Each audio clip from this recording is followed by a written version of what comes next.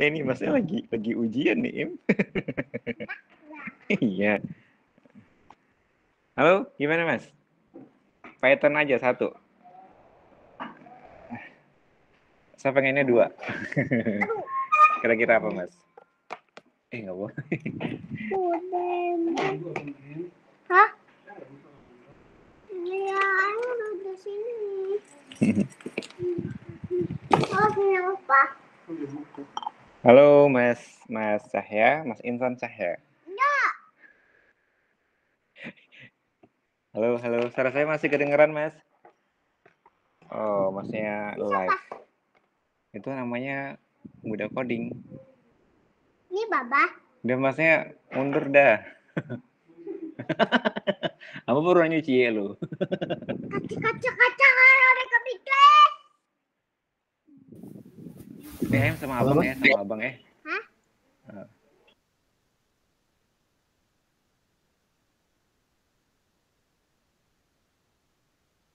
Halo Mas.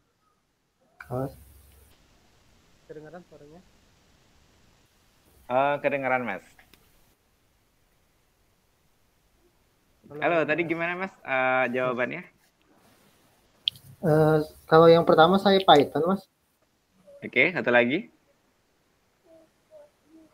Paling kalau satu lagi MySQL. Cuman saya belum persiapan sih, soalnya kan saya tanya ke. Nggak apa-apa. Nggak apa-apa, Oh, katanya Python aja gitu ya. Terakhir. Oke, siap. Tapi sebenarnya kalau saya pribadi sebenarnya di Ars gitu lagi sih. Soalnya kalau kita lihat mungkin kemarin tuh kan ada sebuah libraries ya yang di Python. Oke, kayak Pandas gitu. Pandas itu kan sebenarnya sama kayak R programming kan ya? Iya nggak sih Mas? Oke, sip. Berarti saya kayak Python aja gitu sekarang ya Mas ya. Oke Mas, kita buka ya. Oke, bismillah. Assalamualaikum warahmatullahi wabarakatuh. Waalaikumsalam warahmatullahi wabarakatuh. Bentar.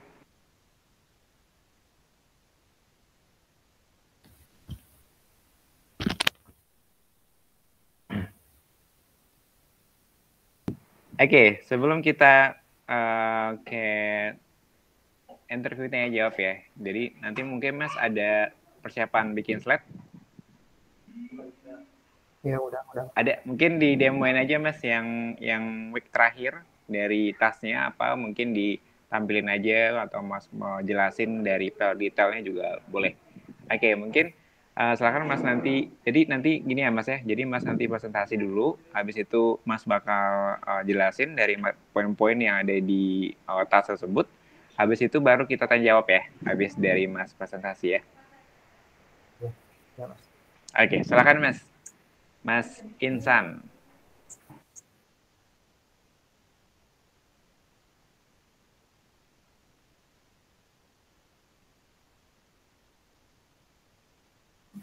Oke, sudah tampil ya Mas ya. Oke, Assalamualaikum warahmatullahi wabarakatuh. Waalaikumsalam warahmatullahi wabarakatuh. Pertama-tama saya ingin memperkenalkan diri. Nama saya Insan Cahya Setia. Kali ini saya ingin mempresentasikan atau mengenalkan tentang pembelajaran di week keempat. Yaitu di week keempat itu saya belajar tentang Python. Sebenarnya kan disuruh oleh admin di Udah Codingnya itu kan demo aplikasi. Cuman karena data science kan nggak buat aplikasi, tapi katanya boleh di week terakhir katanya, atau tugas terakhir. Jadi saya memilih tentang Python. Mungkin saya ingin menjelaskan dulu selama ini apa sih yang saya kerjakan di mentoring data science Udah Coding. Di week pertama saya belajar tentang MySQL. Di MySQL sendiri saya belajar tentang membuat database, membuat tabel, memasukkan data ke dalam database, dan lain sebagainya. Selanjutnya saya juga di week kedua, setelah week pertama saya belajar tentang R programming. Di R programming ini saya belajar tentang membuat variabel, tentang operasi matematika sederhana, terus juga membaca file dari Excel ataupun CSV, dan untuk nanti selanjutnya dianalisis. Mungkin seperti itu kalau untuk dari week 2 secara garis besarnya. Di week ketiga saya belajar tentang Git, yaitu digunakan untuk kolaborasi. Untuk Git ini sendiri saya menggunakan GitHub. Di week ketiga saya menggunakan GitHub. Di sini diajarkan tentang membuat repositori, melakukan branch. Kalau tidak salah juga saya di week ketiga ini belajar tentang commit, terus setelah commit si projectnya di push ke GitHub, dan lain sebagainya. Mungkin seperti itu. Selanjutnya di week keempat saya belajar tentang Python. Di week keempat ini saya belajar tentang pembuatan variabel, terus pemberian nilai kepada variabel, belajar tentang tipe data juga, ada seperti integer, string, list, dan lain sebagainya. Terus selanjutnya di week ketiga juga, di week keempat juga, belajar tentang pembuatan kondisional, yaitu seperti if else, juga belajar tentang pembuatan looping perulangan, pembahasan juga tentang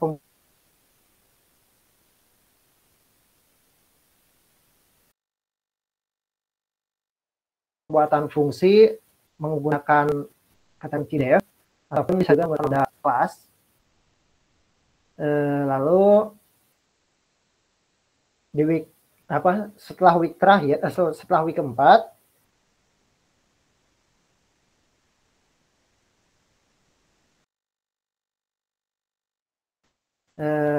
lalu selanjutnya saya melakukan coding talk. Coding tentang fundamental Python, menggunakan beberapa libraries seperti Pandas, NumPy, NumPy dan Pandas. Nah, selanjutnya karena coding talk kemarin saya udah lakukan, jadi di exit interview ini yang merupakan tahap terakhir, saya mungkin ingin menjelaskan tentang salah satu dari keempat week ini yang sekiranya bisa saya kuasai menurut saya, yaitu saya akan menjelaskan tentang Python.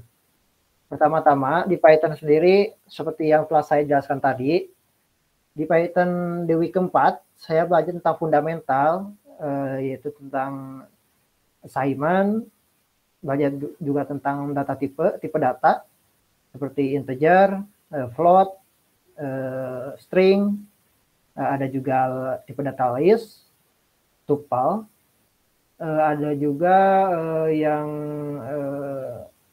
map, kalau tidak salah map, ada juga apply kalau tidak salah.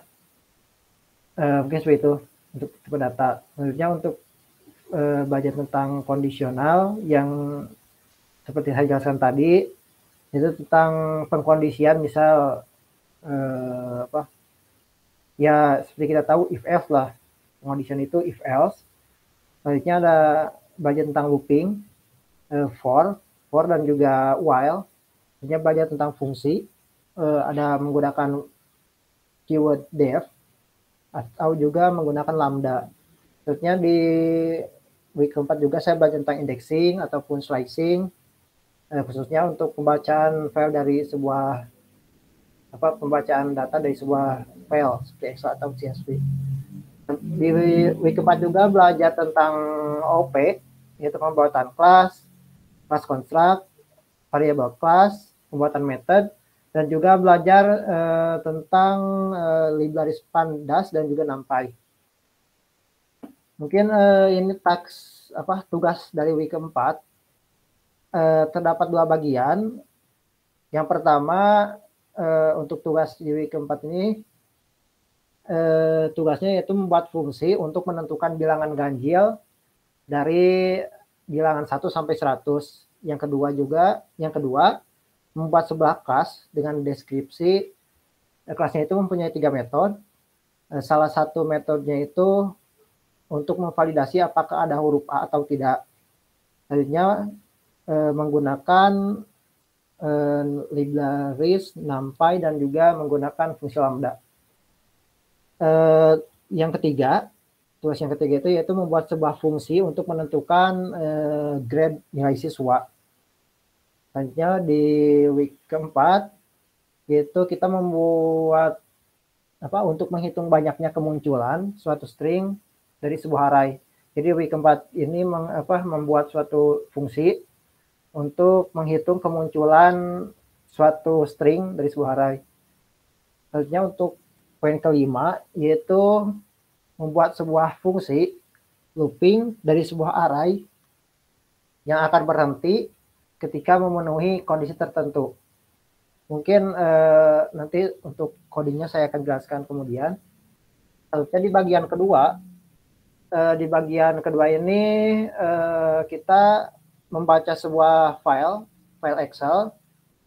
Nah, untuk poin pertama yaitu task bagian kedua ini yaitu menampilkan data dari file Excel seluruh data sekolah di Indonesia di semua jenjang dan daerah.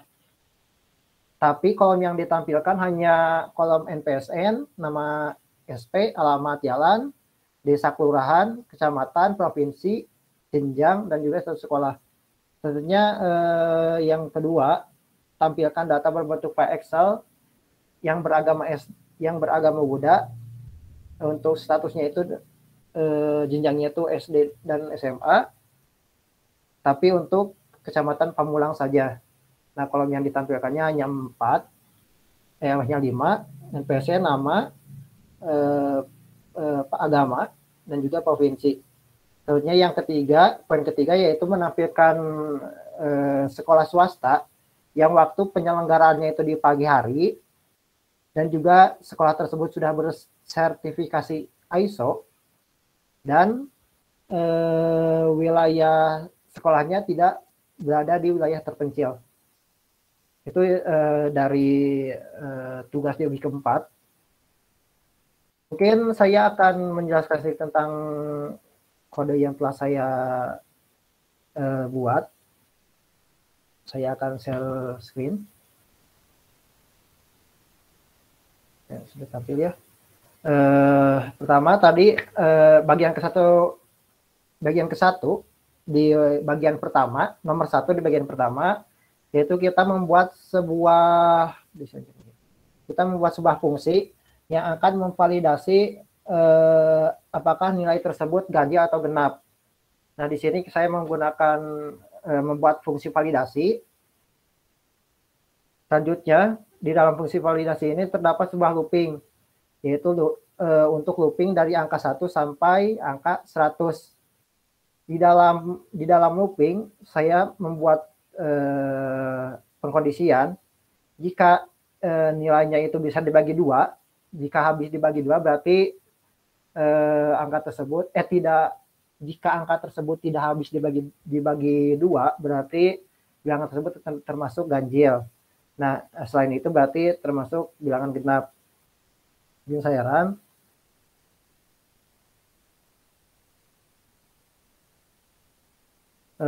Jadi ya seperti itu untuk membuat fungsi validasi untuk menentukan apakah bilangan tersebut ganjil atau genap. Terus kita tunggu dulu. Nah, selanjutnya kita panggil fungsi validasi ini. Nah, di sini ditampilkan bahwa dari angka 1 misalnya. Nah, di sini 0 atau bilangan genap, terus 1 adalah bilangan ganjil, 2 bilangan genap, dan sebagainya. Itu untuk bagian pertama, nomor pertama. Nah, selanjutnya tadi di bagian pertama, nomor kedua, yaitu kita membuat sebuah kelas yang akan menentukan apakah pada suatu string tersebut terdapat nilai A atau tidak. Di sini saya membuat kelas validate word. Di sini juga saya menggunakan kelas contract yaitu init. Lalu kita buat parameternya word. Lalu kita beri word ini ke save word sama dengan word. Selanjutnya kita juga membuat metode validate. Metode validate ini yaitu yang untuk menentukan apakah di string tersebut terdapat huruf A atau tidak. Di sini jika jika fungsi validate ini terdapat pengondisian, jika ada huruf A dalam save word atau ada huruf A besar di save word, maka dicetak word ini terdapat huruf A atau A kecil atau A besar. Nah, selain kalau fungsi pengkondisian ini tidak terpenuhi, maka jalankan perintah di bawahnya. Nah, ini tadi kan harus membuat fungsi lambda.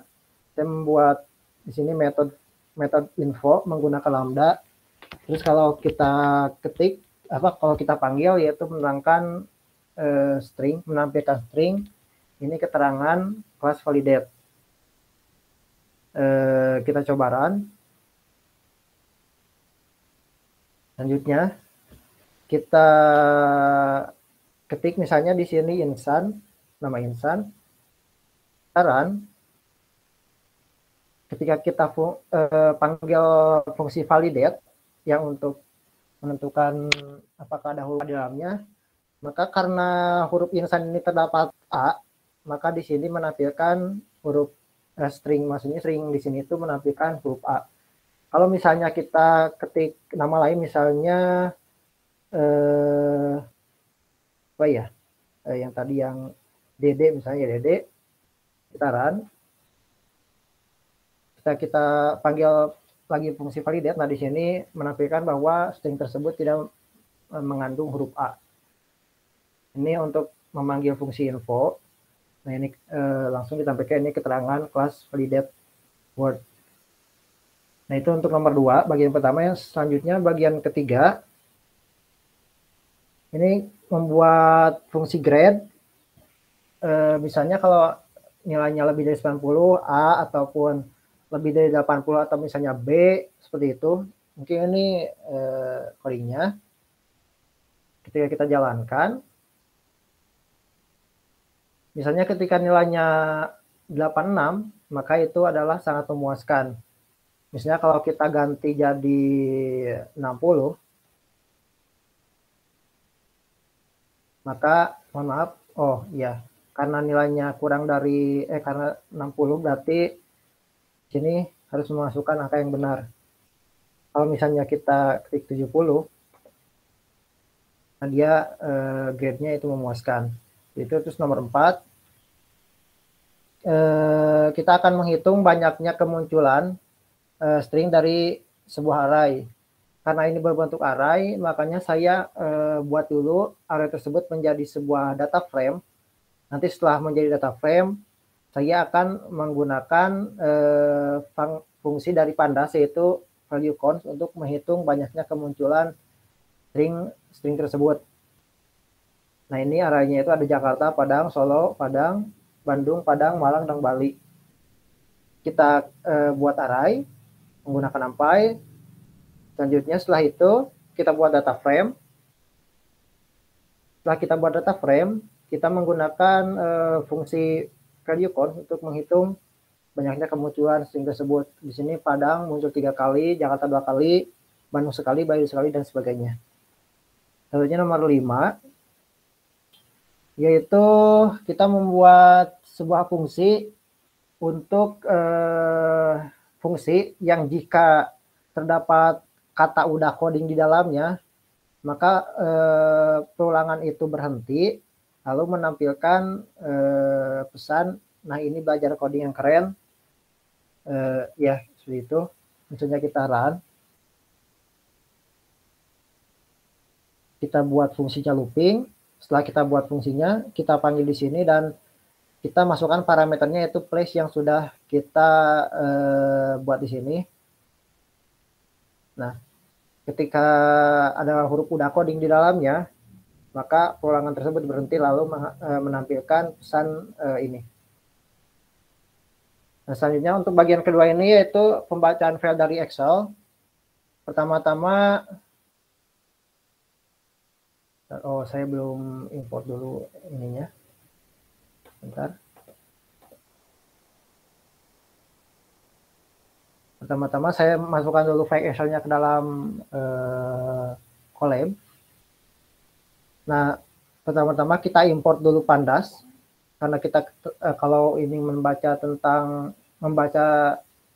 file Excel, kita biasanya menggunakan Pandas. Setelah itu kita baca file tersebut tadi menggunakan dari Excel karena filenya berbentuk Excel, kita simpan ke dalam data sekolah. Kita tampilkan 5 data teratas menggunakan head. Selanjutnya ini kita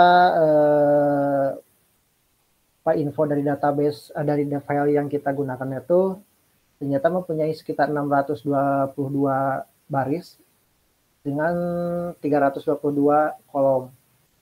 Sebenarnya untuk kolomnya sendiri kita bisa lihat sebenarnya masih banyak ya di sini kolomnya. Jadi tidak ditata semua. Ada NPSE, nama sekolah, alamat jalan dan lain-lain. Nah, selanjutnya untuk nomor pertama ini karena tadi perintahnya itu hanya menampilkan kolom nama SP, NPSE, nama SP, alamat jalan, kelurahan, kecamatan, provinsi, jenjang, status. Makanya kita simpan dulu kolom ini ke dalam variabel kolom, lalu kita panggil ini, lalu kita tampilkan 5 data terakhir menggunakan head. Nah, seperti ini. Jadi kolom yang ditampilkannya hanya yang kita tentukan dulu di sini sebelumnya. Seperti itu. Terus yang nomor kedua, bagian kedua, kita akan men-slicing atau memfilter data itu yang hanya sekolah yang mempunyai siswa yang beragama Buddha. Terus jenjang sekolahnya itu SD dan SMA. Terus kecamatan itu hanya di Kecamatan Pamulang. Nah, di sini saya simpan dulu di variabel filter. Selanjutnya kita tentukan dulu yang mau difilternya kolom apa tadi. Karena kita mau cari sekolah yang beragama Buddha, maka ketika data di agama Buddha ini lebih dari 0, terus dan data sekolah untuk jenjangnya ini hanya SD dan SMA menggunakan is-in, berarti hanya di dalamnya itu terdapat SD dan SMA, lalu kecamatannya sama dengan Kecamatan Pamulang. Untuk nama kolomnya itu kolomnya hanya 4, NPSN, nama SP, PD Agama Buddha dan juga provinsi. Setelah kita filter, kita masukkan ke sini kolomnya dulu terlebih dahulu, langsung filternya setelah kolom. Setelah itu kita panggil karena tadi di sini disimpannya menjadi data sekolah 1. Nah, kita di sini panggil data sekolah 1. Terus reset indeks ini untuk mereset indeks di sini ya, jadi dimulai lagi dari 0. Nah, ternyata sekolah yang beragama Buddha di Kecamatan Pamulang itu hanya 23 sekolah. Lalu setelah kita slicing, setelah kita filtering, kita yang telah di slicing tadi yaitu data sekolah 1 ini, kita tulis menjadi file Excel menggunakan to Excel. Nah, untuk nama filenya itu kita tentukan menjadi data sekolah, lalu indeksnya difalsekan, tidak ada indeks. Nah, setelah kita run, maka nanti di sini akan muncul. Oke. Selanjutnya nomor 3.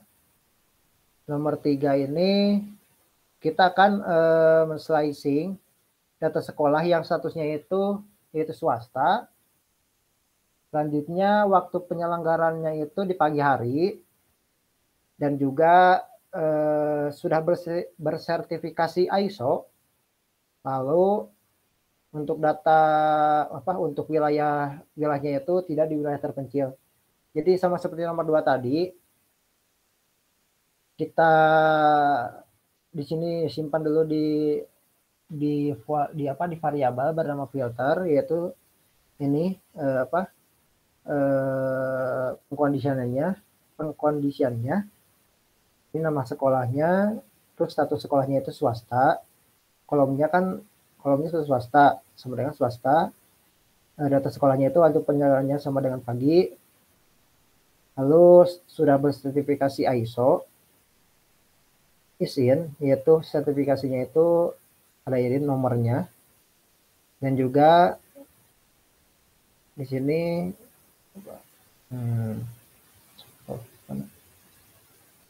hapus. Dan juga data sekolahnya wilayahnya itu tidak di wilayah terpencil. Tentunya kolom yang hanya ditampilkannya itu yaitu seperti ini. Ada NPC, nama SP, alamat, terus desa, kelurahan, kecamatan, provinsi, jenjang, ada status, waktu penyelenggarannya, terus sertifikasinya, dan juga wilayah terpencil. Sekitaran. Nah, di sini terlihat bahwa satu sekolahnya itu hanya swasta, di semuanya swasta. Terus kita lihat dulu di sini yang sudah bersertifikasi ISO, di sini semuanya sudah bersertifikasi. Ini waktu penyelenggarannya juga sudah pagi, semuanya pagi. Dan juga untuk wilayahnya yaitu tidak di wilayah terpencil. Mungkin seperti itu. Mungkin untuk pembahasan tentang week 4 yang sudah saya jalani selama ini itu udah Roma, maksudnya kolom. Ya mungkin seperti itu. Untuk pembahasan week 4 mungkin ada pertanyaan dulu, Mas? Halo. Halo. Suaranya kedengeran? Ya. Boleh dilihatin codingan itunya tadi yang Python-nya? Ini, Mas. Ke atas lagi.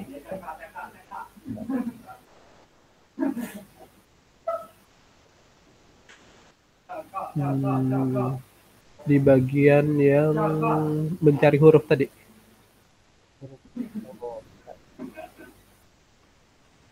Ini Mas ya? Nomor 2. Oh ya, oke.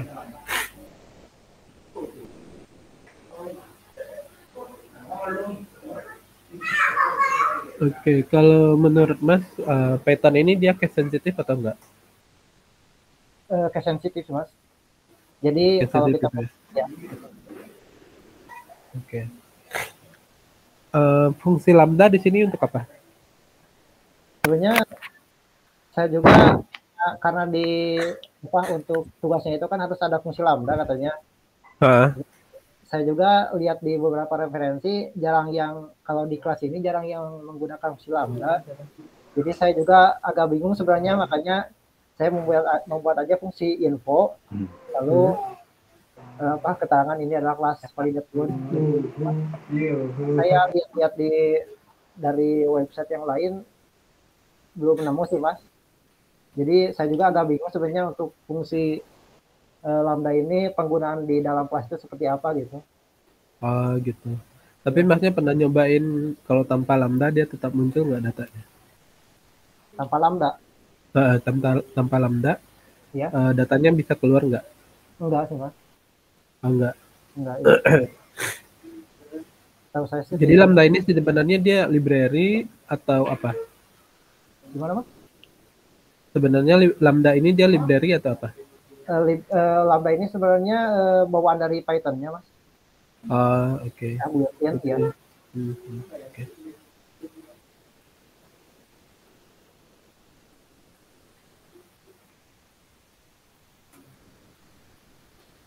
Oke. Kalau dicoba dijelasin di bagian dev validate itu sampai ke bawahnya itu dia maksud codingannya seperti apa? Yang ini masih yang kelas validate what? Ya, yang di bawahnya dev validate solve. Oh ini ya. Ya. Validate. Jadi kan setelah kita menginisialisasi di sini, jadi kita buat fungsi validate. Nah, fungsi validate ini kan fungsinya untuk memvalidasi apakah di dalam string tersebut ada huruf A, yaitu mungkin gini dulu, saya membuat fungsi validate. Nah, di dalam fungsi validate ini atau method, saya panggilnya method aja.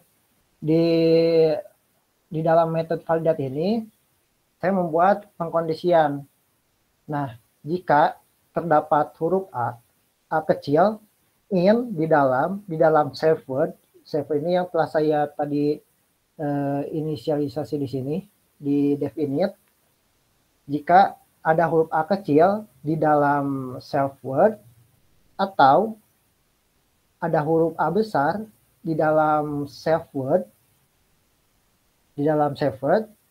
maka di sini maka jika kondisi di atas terpenuhi, maka di sini kita menggunakan return word apa ya, fungsinya apa nih, perintahnya ya, maksudnya di kata tersebut ada huruf A atau huruf A besar seperti itu. Jadi karena kenapa saya di sini menggunakan or, jadi or ini untuk karena or ini kan biasanya kalau kondisinya 1 maka kondisi tersebut menjadi true. Nah, kalau n itu kan biasanya harus dua-duanya terpenuhi. Makanya kenapa saya menggunakan or, jadi supaya bisa mendeteksi apakah ada huruf A atau A besar atau A kecil. Jadi saya menggunakan operator or. Nah, ketika kondisi ini tidak terpenuhi, yang A ini, maka di sini saya menggunakan else. Sebenarnya saya tidak perlu menggunakan else di sini. Jadi saya langsung menggunakan return aja di sini. Jadi return di dalam kata tersebut tidak mengandung huruf A kecil atau A besar. Mungkin seperti itu penjelasannya, Mas. Jadi Oke, baik. Kalau di sini dev itu dia sebenarnya definisi apa fungsi gitu. Kalau definisi di dalam kelas sendiri biasanya disebut metode sih, Mas. Tapi yang tulisannya dev warna biru itu fungsinya maksudnya apa? Oh, yang dev ini keyword, Mas, keyword untuk membuat fungsinya. Oke. Berarti nama metodenya apa? Validate. Nama metodenya validate ya. Oke.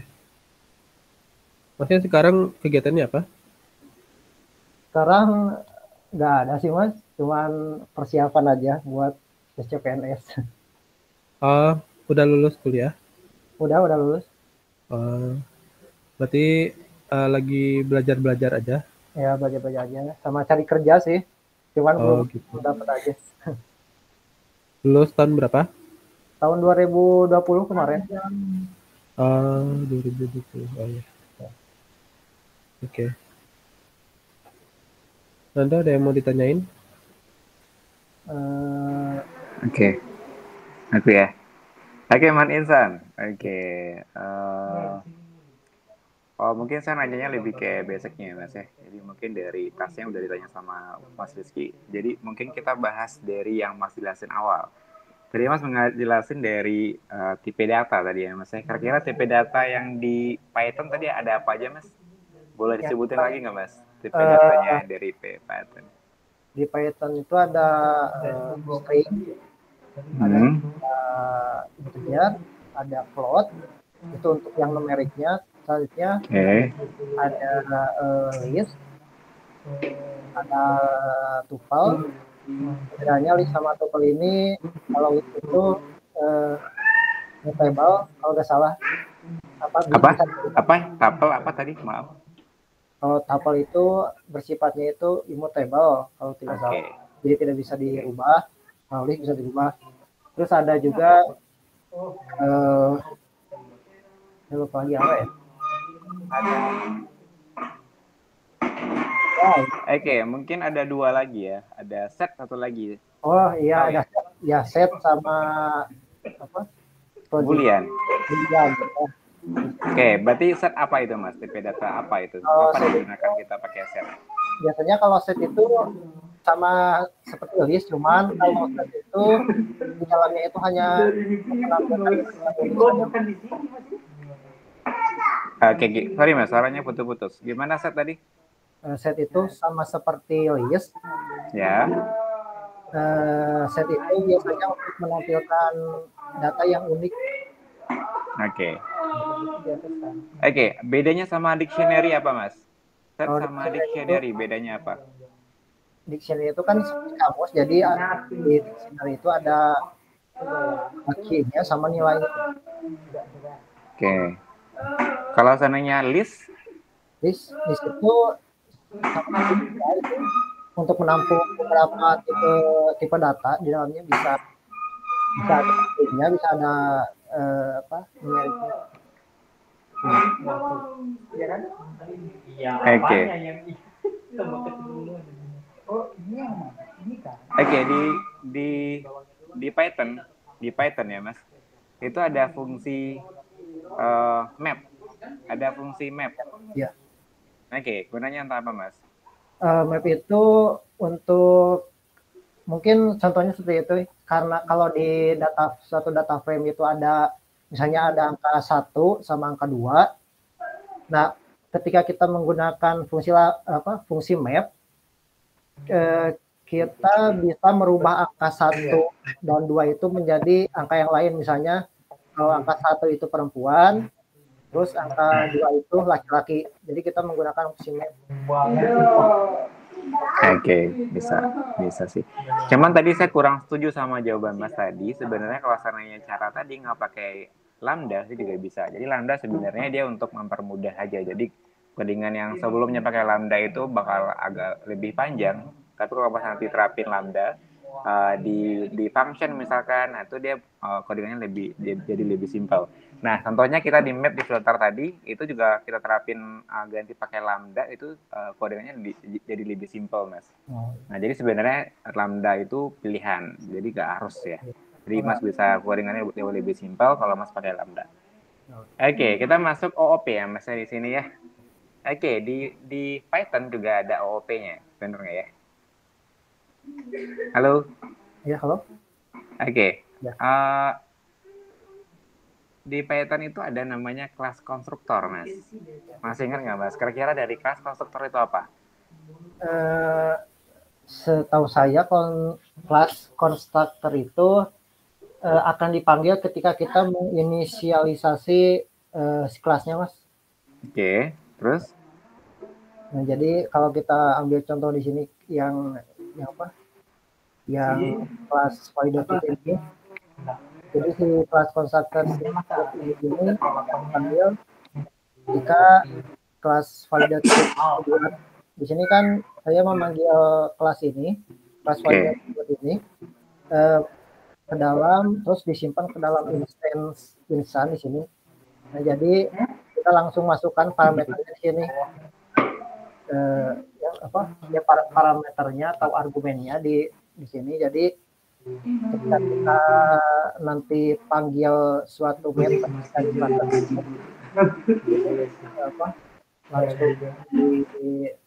langsung dieksekusi. Kalau saya ya, Pak. Oke, berarti kalau misalnya dia pakai konstruktor, berarti dia langsung ada kayak parameter di function gitu ya. Contohnya di sini dd itu board ya. Berarti di dalam konstruktor itu ada sebuah parameter. Oke. Oke Mas, di Python ya. Di Python itu ada sebuah libraries yang sangat sering digunain yang berhubungan sama linear sama aljabar. Itu apa? Librariesnya? Untuk saya Skype. Apa? Sorry, kurang kedengaran mas. Skype mas. Skype? Bukan, di materi kita aja. Oh, yang apa? Linear. Ya berhubungan sama linear, aljabar, array gitu yang kalau NumPy. kita pakai. NumPy ya? Oke, NumPy. Oke, NumPy ya. Nah, saya mau tahu nih, kira-kira kalau seandainya mas sebelum kita nggak pakai NumPy nih, kira-kira keuntungan kita pakai NumPy nih antara kita nggak pakai NumPy sama pakai NumPy. Nah, bisa mas sebutin 2 minimal, coba mas. Kelebihannya. Iya. Kalau pakai NumPy, apa ya?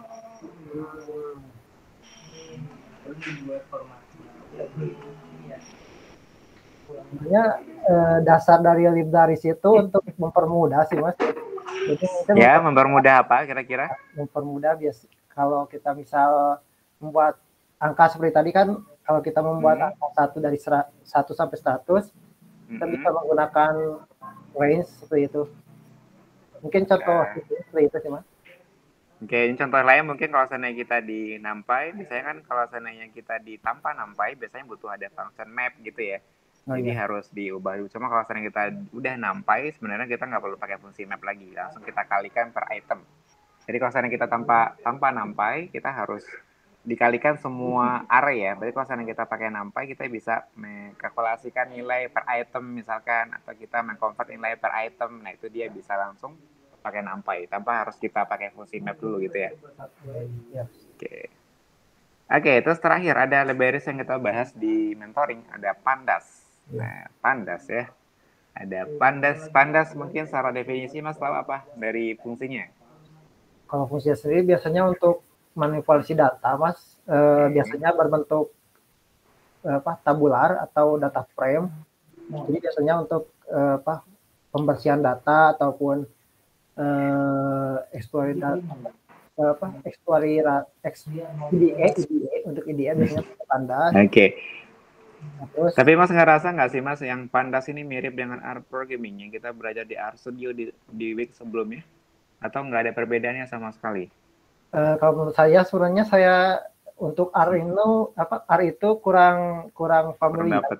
Ya, jadi mungkin saya belum menemukan perbedaannya. Tapi saya sih agak mirip-mirip sih Mas. Itu udah dibenerin. Oke. R Pandas ya. Jadi mungkin di beberapa function ada di Pandas sebutin minimal 4 Mas. Gimana? Fungsi yang ada di Pandas, ada head. Sebutin. Oke, 1. Untuk menampilkan data teratas. Oke, 3 lagi. Fungsi unik itu untuk menampilkan nilai-nilai yang apa? Unik. Head, 1 head, 2 apa? Yang kedua unik. Oke. Ya. Terusnya ada juga yang tadi saya sebutkan ada value count untuk benar. Ya. Banyaknya karakter. Terus ada juga sort values. Sort values. Oke, 4 ya, udah 4 ya. Ya. Tambah 1 lagi, Mas. Group by.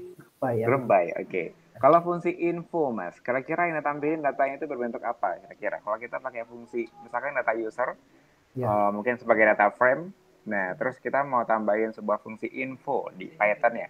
Kira-kira yang tampilin datanya berbentuk apa, Mas? Apa informasi kira-kira yang tampilin? Menggunakan fungsi info itu untuk menampilkan yang ditampilkan itu ada jumlah barisnya, terus ada juga jumlah kolomnya. Selanjutnya ada juga nama kolom-kolomnya dan juga tipe datanya. Oke. Ini Mas baca ya Mas ya? Baca dari mana Mas ini? Gimana Mas? Mas lagi membaca ya? Lagi baca. Enggak ya? Enggak baca. Oke, kita masuk ke bagian formatting string. Oke. Gimana Mas?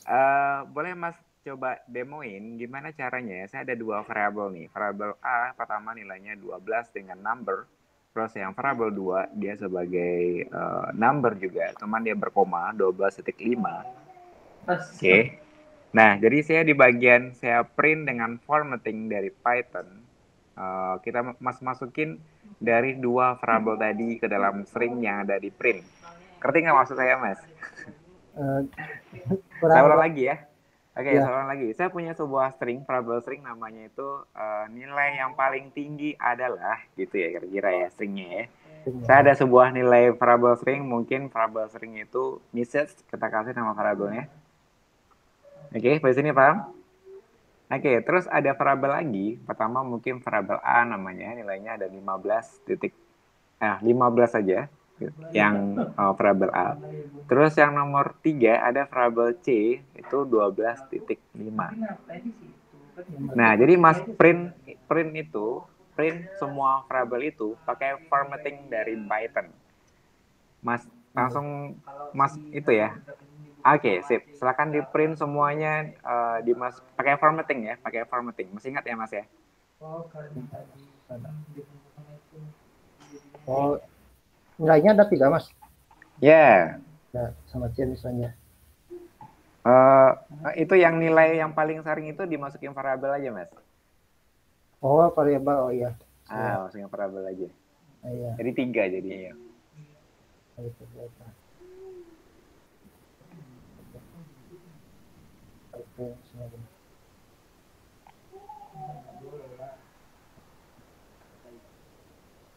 Oke.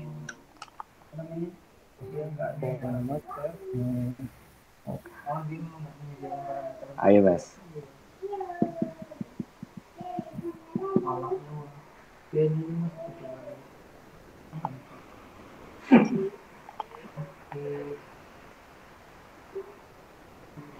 Stay format. Itu di atas Mas, bikin kurung dulu di atasnya, di stringnya. Oh, ya. Yap. Ya, oke, sip. 2 ya. Dia 2. Oh, 1 dulu Mas, coba, boleh. Satu lagi. Oke, sip. Satu lagi harus nambahin. Oke, sip ya. Paham ya formattingnya ya? Oke. Gimana Mas? Untuk dari mentoring Tatasen di Udah Coding Mas, ada kesan dan pesan mungkin Mas, silakan. Banyak sih pelajaran yang saya dapat dari sini kan. Sebenarnya Git juga saya baru pertama kali belajar di Udah Coding. Jadi lumayan sangat apa ya, informatif buat saya. Terus R juga saya juga sebenarnya pernah belajar, cuman belum terlalu bisa sih kalau R. Dia di mentoring ini juga lebih detail, lebih dijelaskan tentang terus kalau MySQL juga saya pernah belajar sih ya. Jadi selama belajar di Udah Coding ini banyak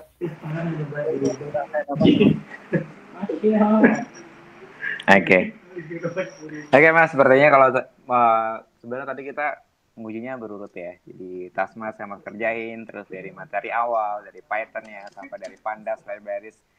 Sepertinya Mas sudah menguasai dari Python, tapi Mas jangan ninggalin yang lain ya. Sebenarnya kalau Mas sudah fokus Python, karena dari data science itu kan sebenarnya nggak hanya Python ya, jadi bisa juga programming, terus yang lainnya. Kalau Mas lihat di beberapa kampus yang ada di Indonesia yang ada jurusan data analitik itu ya, itu sebenarnya mereka lebih banyak berhubungan sama R ya, R Studio, jadi R Studio gitu.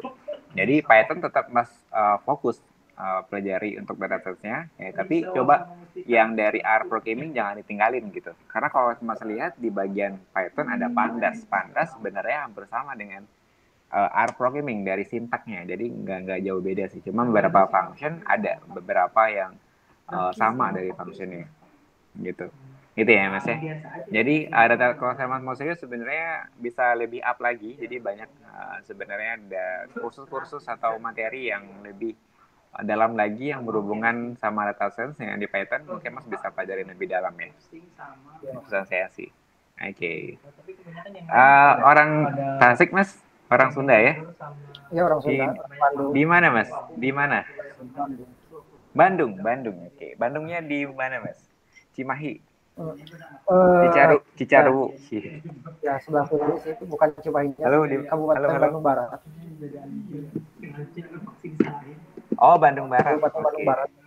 Bandung Barat. Ya. Oke. Oke Mas, mungkin nanti hasilnya lulusnya itu tergantung dari saya sama Mas Rizky ya. Jadi kalau yes dua-duanya itu Mas berarti lulus ya. Ya, ya. Oke, di saya yes ya Mas ya. Oke, dari Mas Rizky ya. Ya, yes juga. Makasih Mas.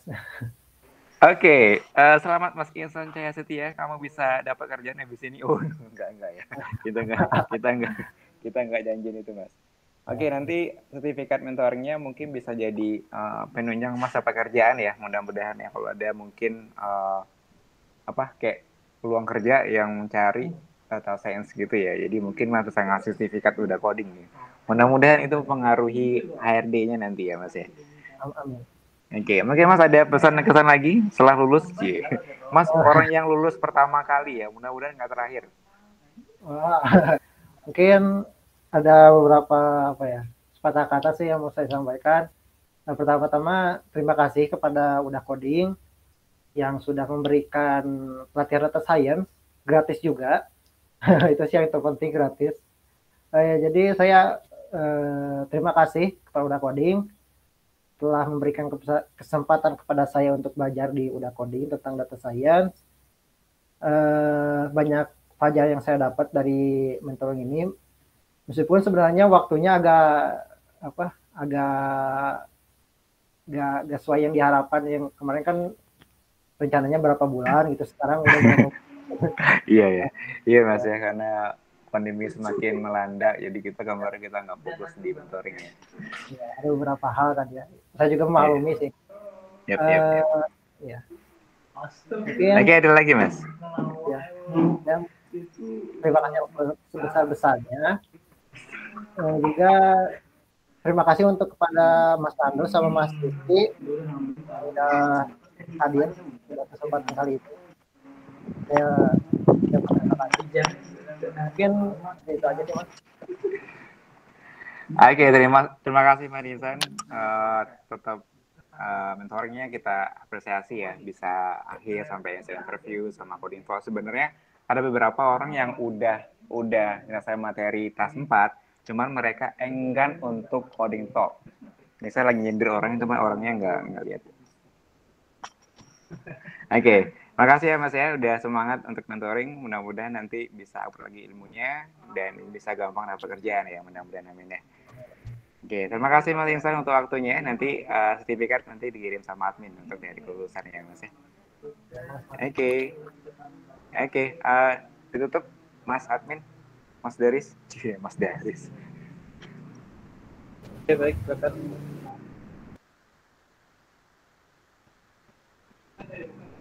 Oh iya, terima kasih Mas Insan. Dadah. Sampai ketemu lagi Mas. Terima kasih Mas.